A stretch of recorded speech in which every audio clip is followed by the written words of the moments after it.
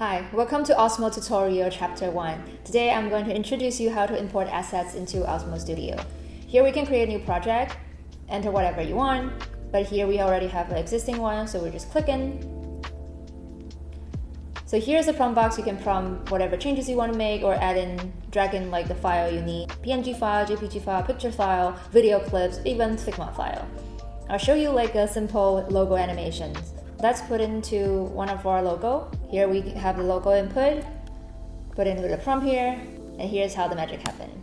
And now we'll wait for the animation to pop up.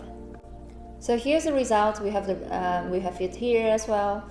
Hit play, and here's the animation. Welcome to Osmo tutorial chapter 2. We're going to share more about the keyframe features in Osmo Studio. Like a lot of creative tools, we also have keyframe features in here.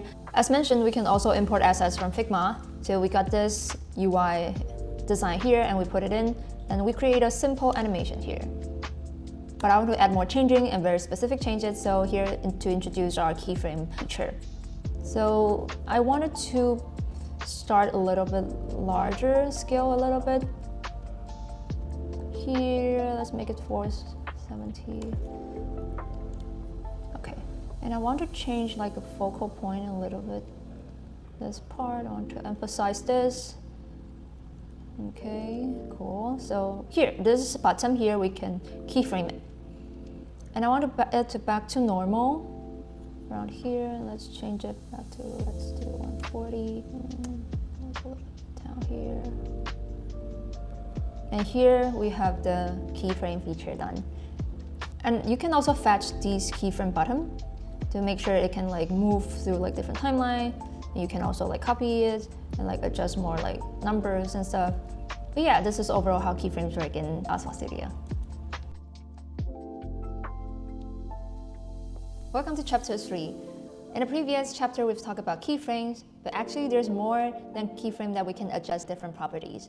Let's look back to the keyframe here. We can click the icons over here. We can even control the speed of the keyframes changing. So for example, we can click difference keyframe and adjust the speed over here like this, and we close it. So here's the result. You can control the speed over the keyframing.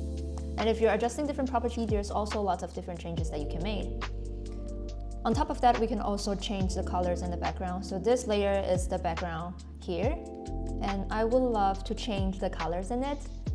So for example, I wanted to get a little bit of orange here and a little bit of change it over here, and you can see the animation just changes while we're doing the adjustment. You can see here's like a lot of details. The drift speed, the blob scales, and a lot of details. You can even prompt over here about like the properties specifically that you want to make changes. So we have infinite control in Osmo Studio.